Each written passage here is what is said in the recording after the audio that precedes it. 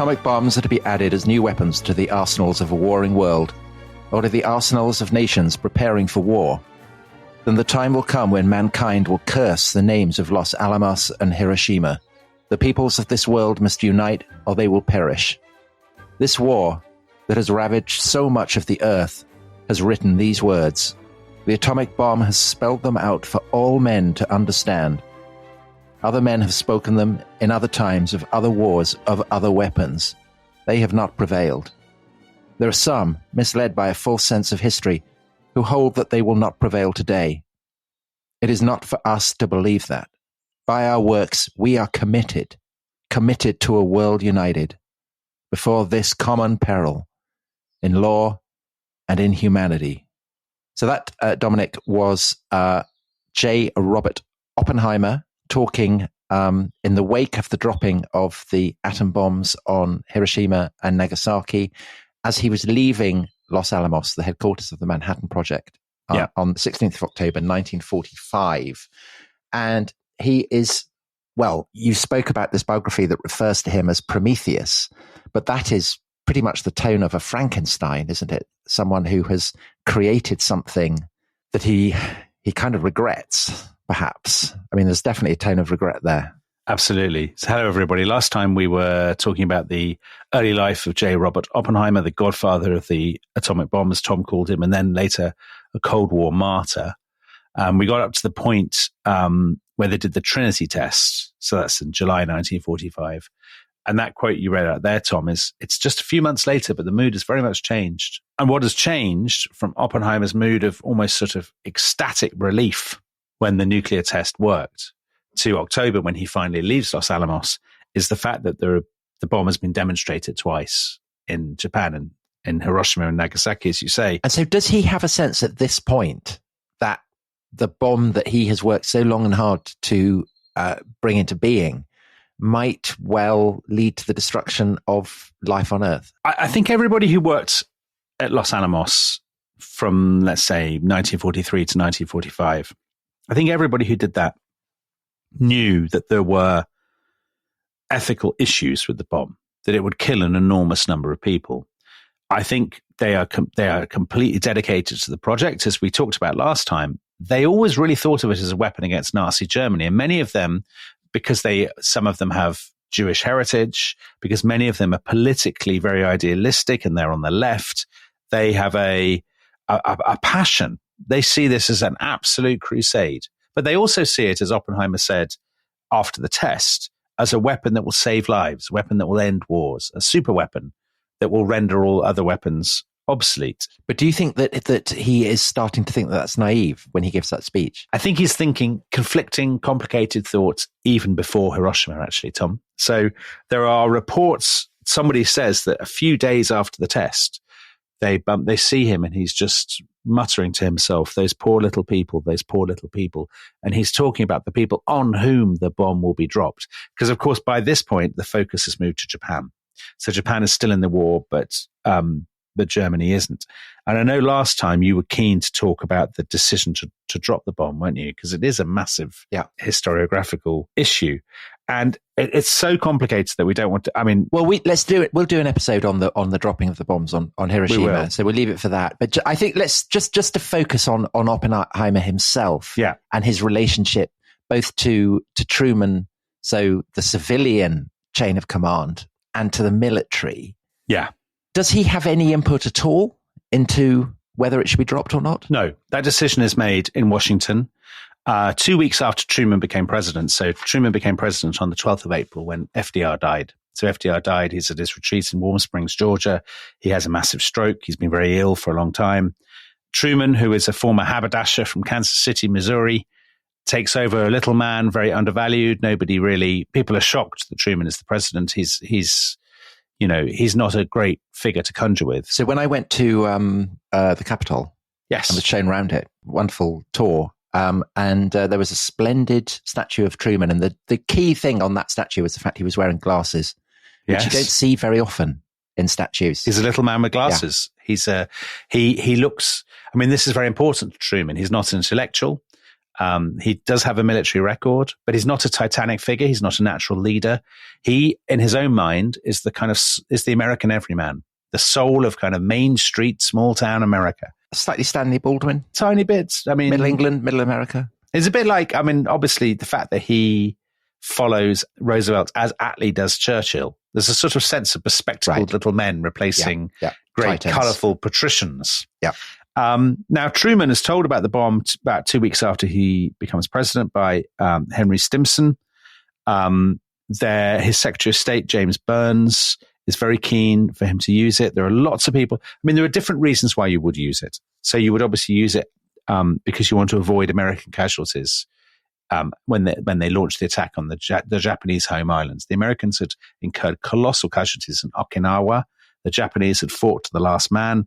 They're worried that a similar invasion will incur huge casualties. They also, there is a whole school of thought among some historians that they are very conscious of Stalin and of the Soviet Union, of the emerging Cold War. So they want to basically demonstrate American power. Yeah, they want to demonstrate American power. They also want to shut down the war in the Pacific as quickly as possible because Stalin is poised to declare war on Japan himself.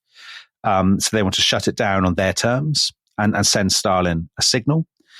On the other side, there are historians who say, well, listen, I mean, there were people, by the way, within the administration having this argument. So there were people who say, Japan is about to surrender anyway. I mean, Japan is on its last legs. There are some hints from our sources in Japan that they are moving towards some kind of conditional surrender as long as they can keep the emperor, which of course they end up doing. Because the war has not been developing necessarily to Japan's advantage. Yeah. Correct. And in fact, even there are a lot of quite hawkish people, actually people working on the bombing of Tokyo and things, who say later the bombing of Hiroshima was unnecessary. Now, this is not an argument that we can settle in 3 minutes in this podcast. So let's save that for a later episode on Hiroshima itself. But sticking to Oppenheimer. Oppenheimer is not part of those. He's not part of those conversations. But in the wake of the bombs, does the discovery of what this means in practical terms, does this affect him? Yes. Does it change his views on what he's done or what? But in complicated ways and slightly surprising ways. So the story goes that on the 6th of August, 1945, they get the news that the Enola Gay has dropped the bomb on Hiroshima. It has gone off. Everything has gone according to plan. It's killed lots of people. And exactly. In other words. That evening, a crowd gathers in the auditorium at Los Alamos. So they have built facilities for it's a new town. So there is a big auditorium where they can all gather and have meetings and things, or for entertainments or whatever. They all gather. Oppenheimer comes in, and he is greeted with rapturous applause and cheers. And the eyewitnesses say he's clasping his hands above his head, like a kind of boxing champion.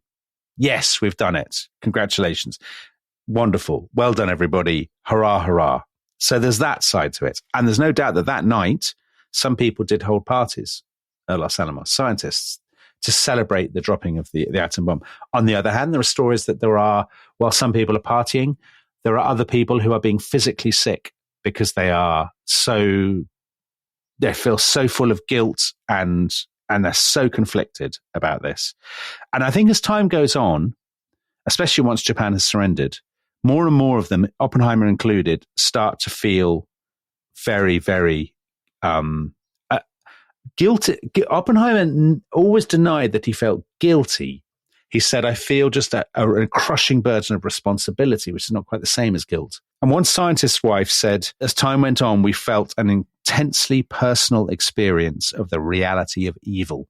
An extraordinary thing to say after they've been working so long on this project that they were so devoted to. The FBI files, because of course, as we said last time, the FBI are surveilling Oppenheimer the whole time, tapping his phones, wiretapping his office. The FBI files say that he's a nervous wreck, that he is morose and withdrawn and smoking even more heavily, smoking 1,000 cigarettes a minute or whatever. Yeah. Exactly. Of course, the irony is that he is now a celebrity. He's a hero to a lot of Americans. He's put on magazine covers. The man who won the war. The man who won the war. Right. So we talked about the Prometheus thing because the book on him by Kai Bird and Martin J. Sherwin, on which the Christopher Nolan film is based, is called American Prometheus. Scientific Monthly, a few big American periodical, a few weeks after this, ran a big story, and this is what they said. Our modern Prometheans have raided Mount Olympus again, and they have brought back for man the very thunderbolt of Zeus. But do you know, is anyone using the Frankenstein metaphor? I don't think so, because, of course, at this point, a lot of people think this is ours, this is America's bomb, and this has made us untouchable, impregnable. But the US must have a sense that the Soviets are going to be getting this bomb as well at some point, right? Yeah, absolutely. And in fact, even at this stage, Tom, there are some people who say, well, this is not enough. There are some people who say, who are basically predicting the arms race. So there's one of Oppenheimer's colleagues that we mentioned last time very briefly, a chap called Edward Teller, who's of Hungarian heritage. Teller is a very controversial person in the scientific community, because he and Oppenheimer will, in this episode, have a very tangled relationship. He's going to play a sort of almost Faustian kind of part in Oppenheimer's story. It's amazing how many of these kind of mythic archetypes are readily invocable in this story. And Teller, even at this point, is calling for a better weapon. He calls it at that point the super. People call it the super, but we would call it the H-bomb, the hydrogen bomb. So he's Dr. Strangelove. People used to ask him in the 1990s, because he lived to the age of about 137, and people would say to him, you're Dr. Strangelove, aren't you? And he would get very cross and terminate the interview then and there. But he absolutely is saying, we need this bomb that has a second stage where we basically becomes a fusion bomb, and it's infinitely bigger explosion than Hiroshima and Nagasaki. And even at this point, Oppenheimer says, that's bad. We don't need to go that far. And Teller is very, very cross about this. And even at this point, we're talking about the summer into the autumn of 1945, Oppenheimer is already actually, in some ways, beginning to distance himself from his own fame and his own project. Because you began with that quote, that speech, the 16th of October, when he left Los Alamos. Yeah. And he's back into his kind of idealism, world government, internationalism stuff. And so the UN is the founding of the UN is also part of the backdrop of this story, this dream of a kind of universal global order. Absolutely. And those people who love the UN, I mean, even when I was a boy, I can remember there'd be some people who would bang on about the UN, very passionate, very idealistic about it, kind of go to UN clubs and stuff. And they are the heirs of those kind of radical people, idealistic people that Oppenheimer had been associating with at Berkeley in the 1930s. Yeah. So 9 days after that speech, when he left Los Alamos, he went to meet Harry Truman for the first time. And he goes into the White House and he says to Truman, Mr. President, I feel I have blood on my hands.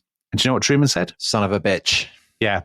Where's that effect? He's furious, isn't he? He said to him, supposedly he said to him, never mind, it'll come out in the wash. Well, he's a haberdasher. And then as soon as Oppenheimer leaves, Truman turned to his aides and he said, I don't want ever to see that son of a bitch in this office again. Damn it, he hasn't half as much blood on his hands as I have. And then he goes around saying, I've had a visit from this awful crybaby scientist.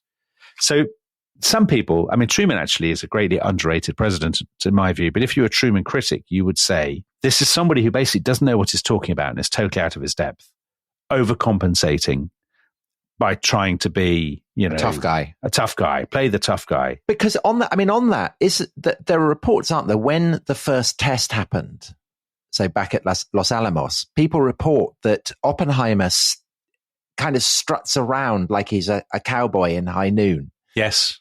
That he feels kind of empowered by it, kind of raised up. But now he's become this crybaby scientist. I think it's a really difficult one, Tom, because actually, even in the American Prometheus book, which is very pro-Oppenheimer, they have a story. I mean, to their credit, they've included a story from somebody who knew Oppenheimer much later in life when he spent a lot of time in a Caribbean island, the island of St. John's in the US Virgin Islands. And these people said that on the 6th of August every year, Oppenheimer and his wife would do exactly that, would kind of strut around very smugly. This was their big anniversary. This was their day, the bombing of Hiroshima. You have that on the one hand. And then on the other hand, you have Oppenheimer going around saying, I have blood on my hands. I feel so awful, being kind of morose and withdrawn and melancholy. And which of those are true? Well, the truth could be both, I suppose. Exactly. Maybe both are true. Maybe he's a complicated, nuanced man, and he feels both enormous pride at his achievement that he thinks ended the war, but also he clearly does feel great guilt and a sense of, you'd be a monster, Tom, if you didn't feel a bit of guilt, wouldn't you? I mean, there is a sense in which for great powers, even to this day, the possession of nuclear weapons is a totem of their status, while at the same time, obviously, possessing a nuclear weapon means that you can kind of destroy the world. Yeah, of course. I mean, of course, people have complicated views about them. I think it's, in some ways, it doesn't, we don't have to, you and I don't have to resolve that contradiction in Oppenheimer's personality. It can just be there. And I think it was there. Okay, so he leaves Los Alamos. Yeah. And what is he going off to do? Well, he actually goes off effectively. It's interesting. His career as a physicist is pretty much over. So he's out of ideas. In some ways, he's been out of the lab for a long time. He's been running the town. Physics just doesn't seem relevant to him anymore. And he, in the long run, is that partly because the pace of discovery has left him behind? That if he's spent 5 years kind of running Los Alamos, he hasn't had time to keep abreast of what must be an incredibly turbulent period of discovery and innovation. Exactly. I mean, when we were talking the first episode about physics in the 1920s, and we said that it was a young man's game, and he's not a young man anymore. Yeah. You know, he's, what is he, in his 40s? He's been doing a lot of bureaucratic infighting. I like to think of that as quite young, but you think of that as young. That's what I know exactly what you mean. But, you know, if there's some brilliant 22-year-old physicist coming up with discoveries, I mean, Oppenheimer is to them, Oppenheimer is yesterday's man. He's an establishment man as well. You know, he's a symbol of corporate America and the military-industrial complex. America. Yeah, absolutely. But, I mean, the one thing that we can't underestimate, I think, we said that in the last episode that he'd been under surveillance by the FBI and by the US Army intelligence people. That never stops. So just weeks after he's had that calamitous meeting with Harry Truman, J. Edgar Hoover sends a summary of his FBI file to Truman, and he says, we're pretty sure that he was a communist member. There's actually no evidence of that, but they say that. And they say, we also think he still has contacts with the Communist Party. And there's an amazing statistic that in the next 8 years from 1945, the FBI generated 1,000 pages of wiretaps, transcripts, reports on Oppenheimer. They can never prove that he was a communist member. They can never prove that he's still a communist or anything like that, but it never goes away. Presumably, Dominic, this is expedited by the fact that the Soviet Union does get the atom bomb and gets it much sooner than American intelligence had anticipated that they would. Yes. So they got it in August 1949, their first test in Kazakhstan. And so they suspect American communist help in that. Well, they're not wrong. There are people. Klaus Fuchs is the most famous one. He was British. He was part of the British scientists that were sent to help with the Manhattan Project. And he is sending secrets to the Soviet Union, had been from Britain even before he went to New Mexico. So the mood of paranoia would explain that obsessive anxiety about Oppenheimer. Oh, absolutely. Absolutely, Tom. Because if you actually go through the chronology, first of all, you've got all the stuff in Eastern Europe. You know, the toppling of non-communist regimes, such as they were in Poland, Czechoslovakia, Hungary, and all these places, the installation of Stalinist regimes, and then, of course, what happens in Berlin and the creation of East Germany, and so on and so forth. You also have a series of incidents in the United States. So we have the hearings into communists in Hollywood, which we talked about in the Reagan episodes. The Alger Hiss case in 1948, when it turns out that a senior diplomat may well have been a communist spy. There's what the Americans perceive as the loss of China, so the victory of the communists in China in 1949. And it's 1949 also that HUAC, the House Committee on Un-American Activities, set up by the House of Representatives in Congress, that they start investigating the radiation laboratory in Berkeley. It's one of the places they start looking at. And you know what? The story we always tell, and completely understandably, is that this is hysteria, it is a witch hunt, all of this kind of stuff. But, you know, Stalinism is a threat to the democratic world, and, you know, there were communist spies. So Klaus Fuchs is the most famous one. So, of course, there's a huge dose of hysteria and paranoia, but there's often a little kernel of truth. Okay, and is there a kernel of truth with Oppenheimer? I mean, to what extent are the suspicions that start to cloud around him justified? That is a tough question to answer, Tom. It's the key question of this episode.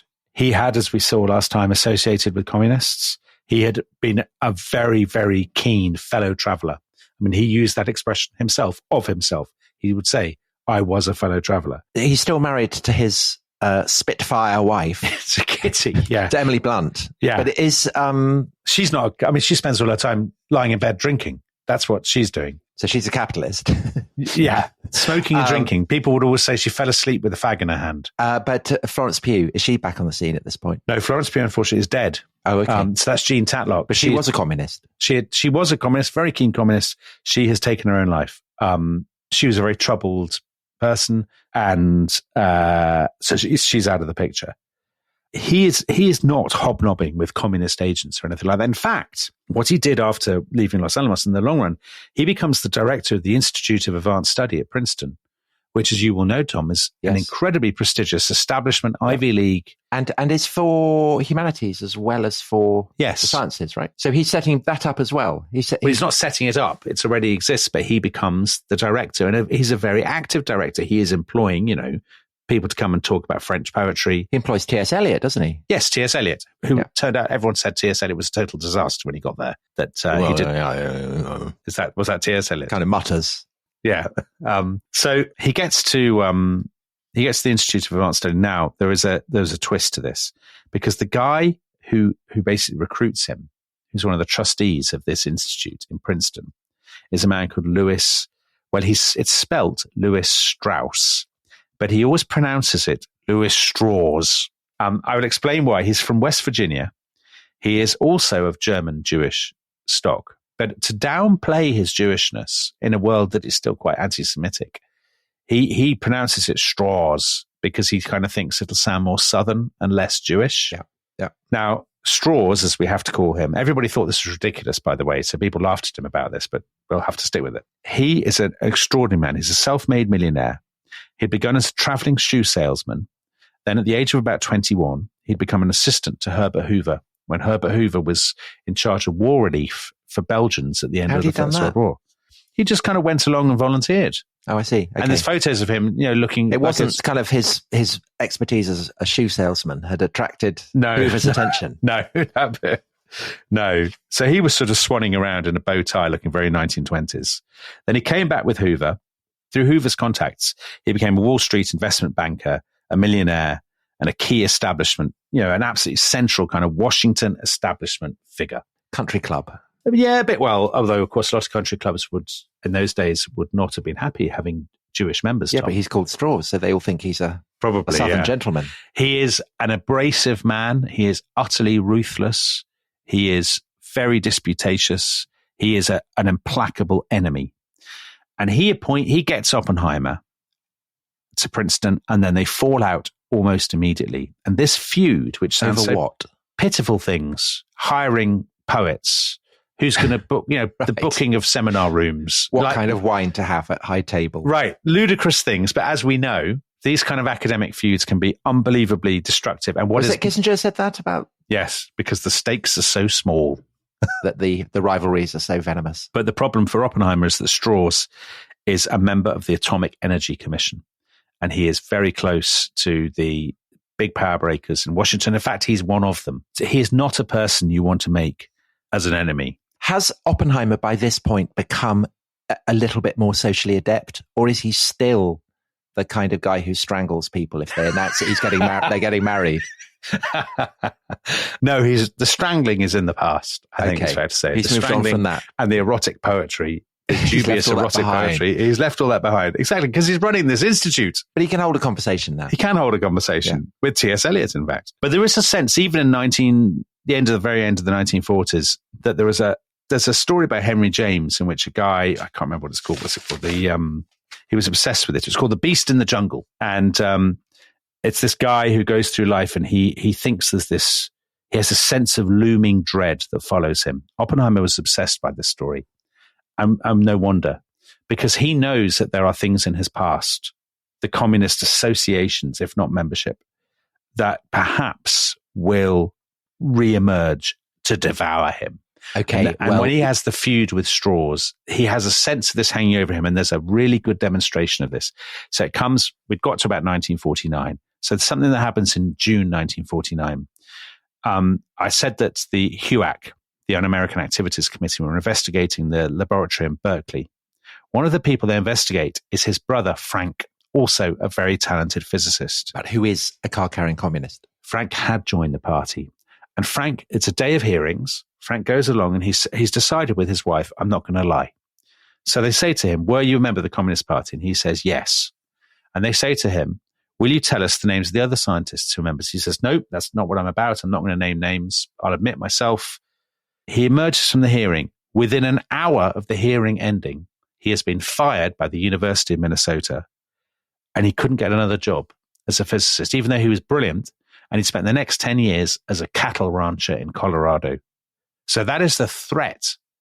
That is, as it were, if it's not the most hideous cliche ever in the rest of history, the sword of Damocles, Tom. Yeah. I mean, I suppose the positive would be that at least they have all their practice on horse riding.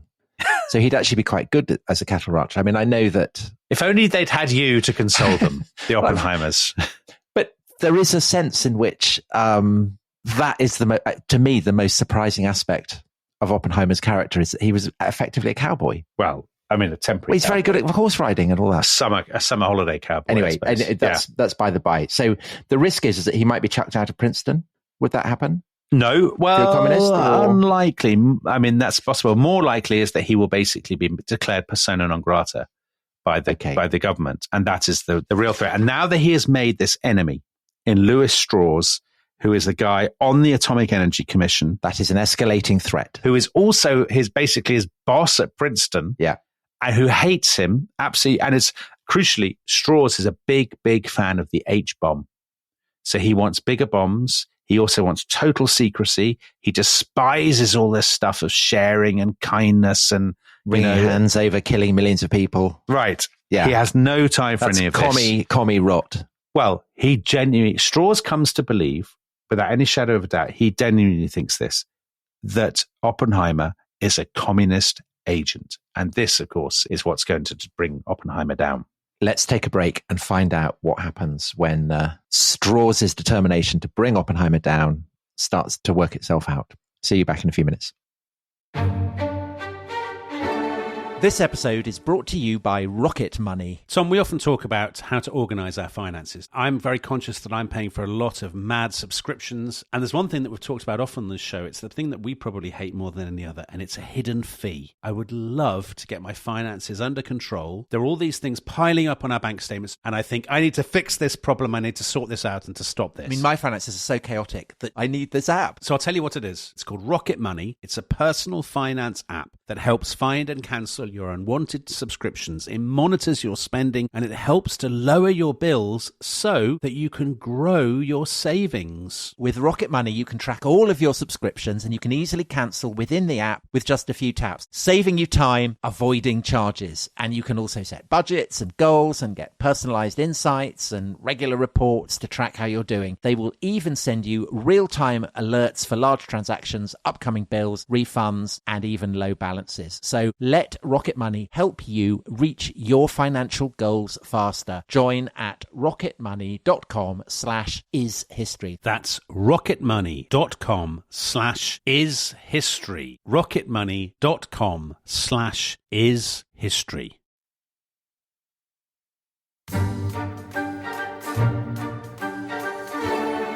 Hello, welcome back to The Rest is History. So, Dominic, we are talking the career of Oppenheimer.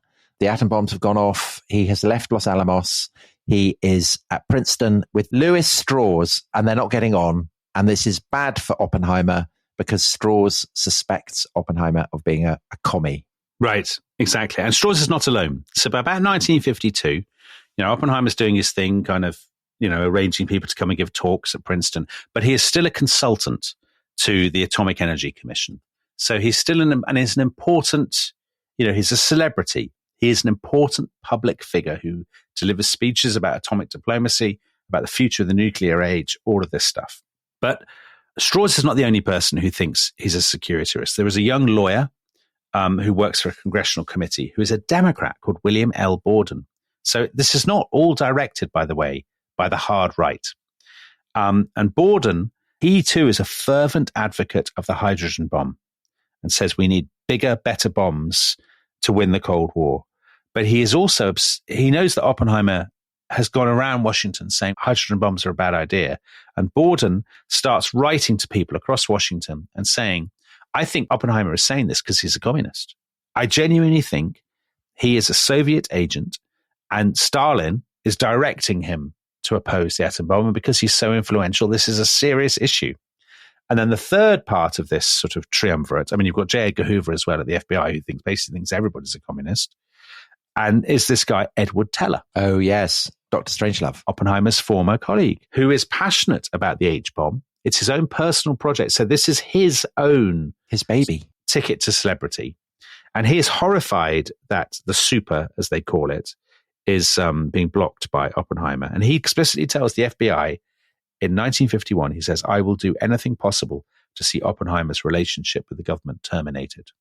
In other words, it loses security clearance. That's it. Thrown off all the atomic boards, all that kind of thing. That's exactly it. So the big provocation comes on the 17th of February, 1953. Oppenheimer gives a lecture to the Council on Foreign Relations. So some of our listeners will know this is a real gathering place of the great and the good of the American establishment. Lewis Strauss, by the way, is in the audience for this. And Oppenheimer gives this lecture and he says, the age of secrecy about atomic weapons must come to an end. We must stop covering up what we have and what we know about their repercussions.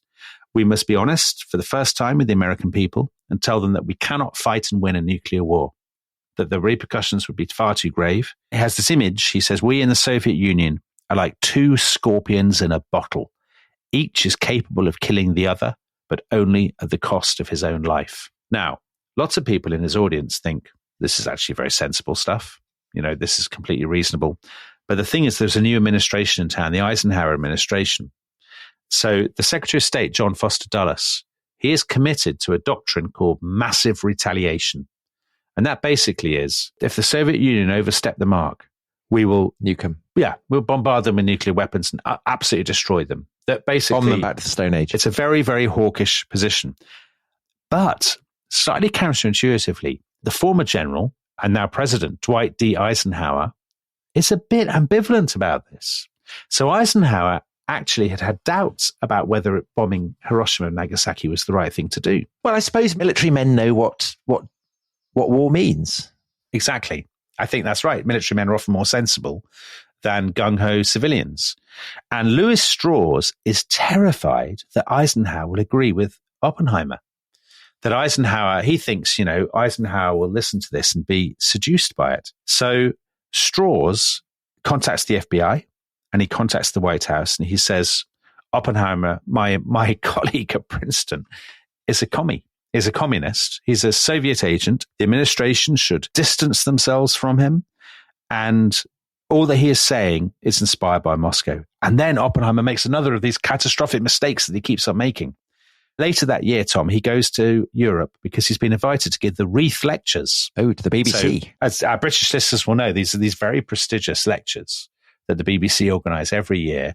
They will choose a kind of Nobel Prize winner or an absolute... Although Oppenheimer never gets the Nobel Prize, does he? No, he doesn't. He doesn't. He could well have done if he hadn't got involved with if his career hadn't taken that extraordinary twist. Oppenheimer's come to give the Reith Lectures, these very prestigious lectures.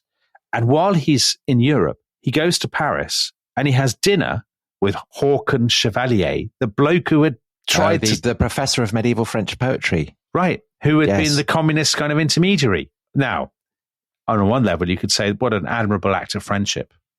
On the other hand, what a disaster, because Strauss has had the US Embassy tail Oppenheimer through Paris and log all his phone calls. So they know that he's doing this. And actually, this story is always told, by the way, Oppenheimer the martyr, Strauss an absolute monster and a madman. But if you were to take Strauss's side just for a moment, Oppenheimer is giving them a lot of ammo. He did flirt with communism. He was a fellow traveler. Now he's going and having dinner with one of his old communist buddies. So what is the status of the French professor? He's just a professor of French. So he hasn't been sacked or anything? He hasn't been fingered as a communist? I don't think he? I think he has. I think he's openly a communist, but I don't think there have been great repercussions for him. Okay. And so it's at that point that the FBI say to Eisenhower, listen, you must absolutely cut off all your contacts with this guy. And by the end of the year, senior Eisenhower administration people are meeting Strauss and they're saying, listen, okay, fine, we need to act against Oppenheimer and make an example of him. It's the making an example, the public nature of it, that I think makes this case resonate. Because they decide that the way to do this is to hold this review of his security clearance. His security clearance will be suspended, but he can appeal. And in a way, I think Strauss kind of wants him to appeal, because if he appeals, then they'll hold hearings, which will be publicly reported. And the hearings will effectively be a trial. So Oppenheimer will go on trial. So slight shades here of our previous episodes on Oscar Wilde, a figure whose trial has vast kind of cultural resonances. Yeah. It's not just, it's not just Oppenheimer. It's a whole cast of thought that is being put on trial. That is quite right, Tom. It is a whole cast of thought that is put on trial, because by this point, McCarthyism is kind of at its height. So Joe McCarthy, senator from Wisconsin, had given a speech in February 1950 in Wheeling, West Virginia, to a group of Republican women, where he had said, I have in my hand a list of 205 communists working in the State Department. This was complete balderdash, by the way. And from that point onwards, there had been this climate of, hysterical paranoia about communists and about fellow travelers. And basically, if you'd been in a room near a book that mentioned Karl Marx, you were fair game. And particularly in universities, it's used as an excuse to kind of purge people, for particularly the old guard who had been flirting with ideas to the left of the New Deal in the 1930s. The Republicans use it as a way of attacking the Democrats and the Democratic establishment who had run United States politics from 1933 all the way through to the beginning of the 1950s. So there's all kinds of different things going on. And in the middle of all this, for Oppenheimer, who, he's a physicist, not normally celebrities, but he's the father of the bomb. He's the face of the atom bomb. For him to be caught up in this makes it this incredibly kind of totemic showdown. Mm-hmm. And so he says he's going to appeal it. Of course, everybody knew that he would. And we were in Washington a couple of weeks ago, Tom. We were by the Washington Monument. There's a building not far from the Washington Monument, one of many buildings that have been put up in a rush during World War II. Because Washington bureaucracy was expanding because of the burdens of first the New Deal and then the war. So on the 12th of April, the hearings open in this building. So there's a review board. There are basically 3 judges. Strauss has picked them himself. He's handpicked them. 2 conservative Democrats and 1 conservative Republican. And for a month, the trial lasts for a month. I say trial, it's a hearing. And it's all public. Well, it's reported in the newspaper, so it's a front page story in the New York Times. I mean, I don't think it's this kind of thing where you've got crowds of people, queuing for seats or anything like that. It's not televised. No, it's not televised or anything like that. And there's no doubt that Oppenheimer is on trial. He's accused of being a member of communist front organizations. He's accused of associating with communist agents, and he's accused of employing communists at Los Alamos. And actually, to some extent, I mean, the funny thing about this is all those things are true. He was a fellow traveler. He did hobnob with communists. And some of the people at Los Alamos did have very radical sympathies. But surely the ultimate question is he a traitor? And he's not. I mean, isn't that the question? Yeah. Oh, well, of course. You're absolutely right. Because basically, I mean, if you're a communist or a communist sympathizer or whatever, but you're not a traitor, then it doesn't really matter. Well, this is what his supporters say. So General Groves, he was a colonel, now he's general. The guy who had hired him at Los Alamos, who is, by the way, a very conservative man. He goes to the hearings and he says, I didn't care that Oppenheimer was a fellow traveler. I had no doubts about his patriotism. I had no doubts about his service to the nation. I didn't think he was a security risk. And this is what a lot of people say. Sure, Oppenheimer associated with communists in the 1930s, but lots of people did. There's never been any doubt about his fidelity to his country. There's never been any sense in which he was untrustworthy. And I think that's true too. It's understandable why people thought he was a risk. But then when you look into it, there's no suspicion whatsoever that he was anything other than utterly faithful to the United States. But this is a terrible humiliation for Oppenheimer. He's forced to admit about the fellow traveling.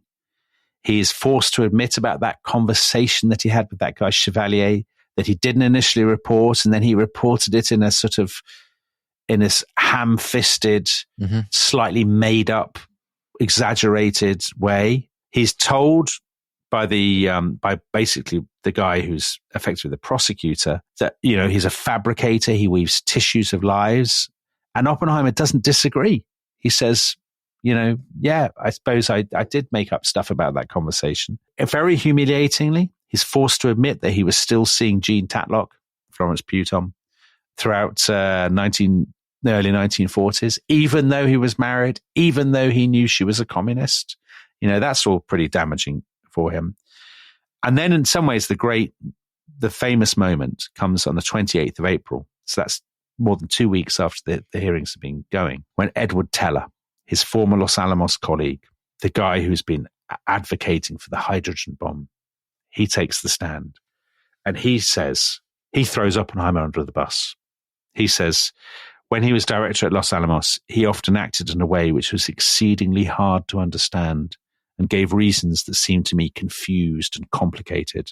And then he's asked, do you think his security clearance should be withdrawn? And Teller says, I think US interests should be in much more trustworthy hands, and it would be wise not to grant him clearance. And there's a great kind of, the atmosphere is electric that this uproar guy in court. It's not kind of uproar. I think it's like a intake of breath. Yeah. It's a silence that is fraught with tension. And on his way out, Teller, it's a strange detail. As Teller passes Oppenheimer on the way out, he says to him in this sort of guttural, Hungarian accented English, I'm sorry. And they shake hands. And then off he goes. And the verdict comes down on the 23rd of May. It's actually, Strauss is livid because it was only 2-1 against Oppenheimer. And would you believe it, Tom? The Republican guy backed him. Wow. So Strauss is gerrymandering. It works, but not as unanimously as you've been hoping. The Republican guy actually issued a blistering dissent. And he said this, I've read all the stuff. I've heard all the stuff. There is actually nothing new here that the FBI didn't know in 1941 or 1942. He said Oppenheimer surely had foolish associations, but people do, There's no evidence of any treachery. And he ends by saying this is a black mark on the escutcheon of our country. That's a great phrase. Which is a very good phrase. Now, not all Republicans felt like that. When the verdict was announced in the House of Representatives, some Republican congressmen stood up and applauded. Such is the mood of sort of McCarthyite fervor in the 1950s. And the funny thing is that that's a moment that simultaneously destroys and makes Oppenheimer. Because on the one hand, when he loses that security clearance, he's out. He's out of the establishment. He keeps his job at Princeton, by the way. He doesn't lose that. But he doesn't get invited to all these meetings. His is not a name to conjure with in the halls of power in the Eisenhower administration. He is tainted. That's the end of him. And he's been humiliated publicly. And yet, on the other hand, it creates a new Oppenheimer, which is the martyr. So people pour out all these kind of Jacques-style essays. Teller becomes a pariah. Among lots of scientists kind of will cross the road to avoid him, not shake his hand and stuff, won't appear on panels with him. Louis Strauss, who has won this great victory over his great foe, he becomes a hate figure to liberals. And actually Eisenhower, when he nominated him as his Secretary of Commerce at the end of the 1950s, he was blocked by the Senate because of his treatment of Oppenheimer. So a Pyrrhic victory. It was a Pyrrhic victory, Tom. But here's the weird thing. He never stopped being obsessed with Oppenheimer, and he was still kind of ordering FBI wiretaps on Oppenheimer years afterwards. Wow. But for Oppenheimer himself, it's interesting when you read this enormous sort of titanic biography by Kai Bird and Martin Sherman, which I've quoted from extensively in these podcasts. After this point, the story just ends very quickly because they basically say that from this moment, Oppenheimer was spiritually dead.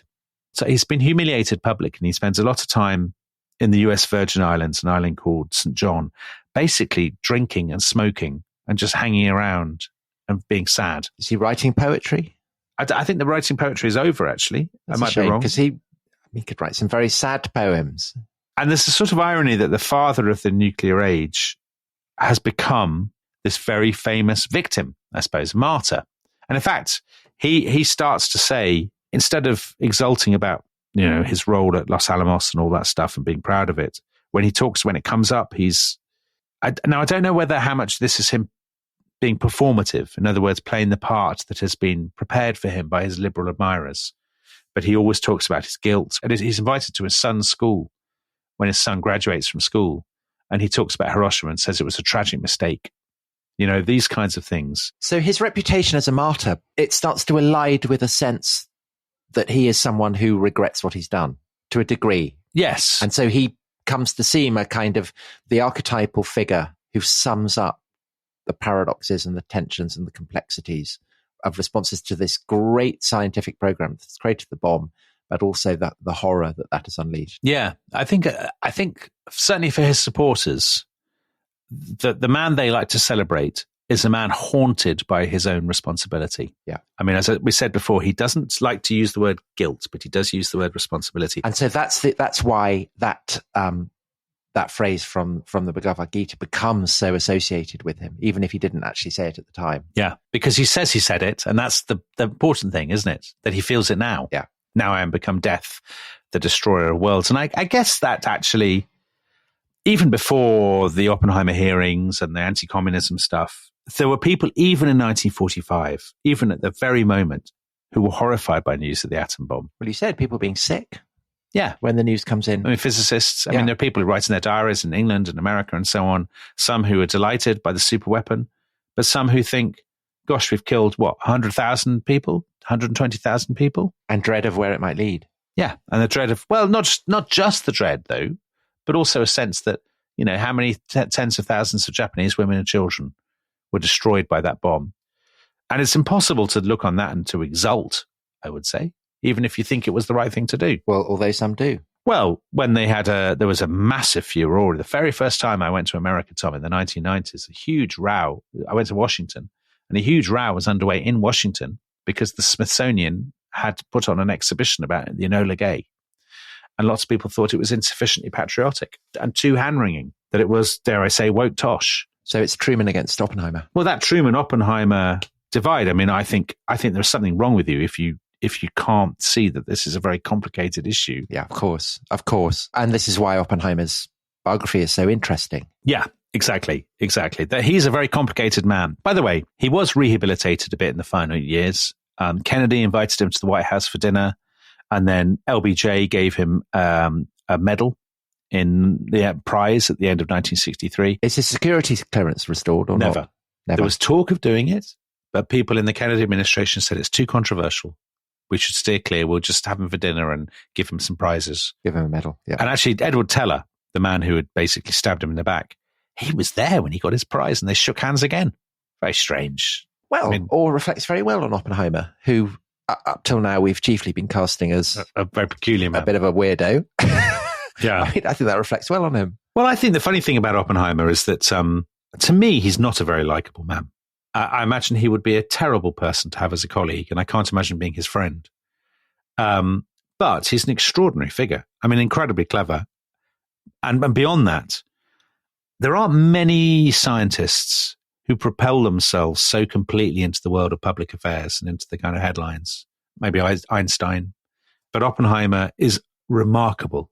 You know, not just in a sort of Richard Dawkins way about being involved with intellectual debates that become public debates, but a man who changes history, who affects the lives of millions. And again, I mean, he sounds so unsuited to that task from everything that you said in the first part of our first episode, that he could have been at the head of this remarkable feat of planning. That's the paradox, isn't it? That he's a man so unsuited, and that's what makes it so appealing. So that's Oppenheimer. He died in 1967 from cancer. He'd smoked and drank all his life. It's the smoking, I think, that got him. He was 62 years old and had this life packed with drama. But Teller, his great foe, he lived to about 100. And he was, knocking around at the end of the 20th century. So Oppenheimer could have been as well. And who knows, where his career would have taken him. Anyway, are you a Christopher Nolan film fan, Tom? I don't see you or are you? No, I do like Christopher Nolan. I watched Inception on a plane, and anyone who's watched Inception will know that you don't want to be watching it on a plane. Kind of slightly groggy. I was, I slept and woke up and I had no idea what was going on. But that's very much the feeling in a Christopher Nolan film is. But it's such a haunting film, and all his work is kind of makes play with time and space, and it does. So you can absolutely see the appeal to him, I guess. But I haven't seen the film, so I don't know. Have you seen Memento? That's my Yes. favorite. That's Yes. a brilliant film. That really is a good film. If you've taken nothing Do you else like from this Dunkirk? podcast, do you know I did like Dunkirk? A lot of people, some people don't like it because they don't like the messing around with time. I loved all that. I love a bit of messing around with time. But a film that ends with a soldier reading Churchill, Harry Styles, a man To a bit reading of Churchill, Elgar. and a bit of Elgar. I think you can't beat it. Something for Yeah. everybody. So looking forward to Oppenheimer. Right. That's enough of Oppenheimer. And Tom, we will be back with the tremendous excitement of the Ark of the Covenant and the Holy Grail. So the Ark of the Covenant, another weapon of mass destruction. Yeah, and the Holy Grail. And if you can sense in those two titles the shadow of a man in a fedora hat with a bullwhip being played by Tom Holland, then you are absolutely right. Well, I hope you've enjoyed this two-part survey of Oppenheimer's life. It's not a subject I really knew very much about, Dominic. I'm not going to call it a tour de force because you'll just laugh at me, but it was very good. Very good. Oh, thank you, Tom. And has nicely set up going to see the film. Excellent. The physics test will follow. Goodbye. Bye-bye.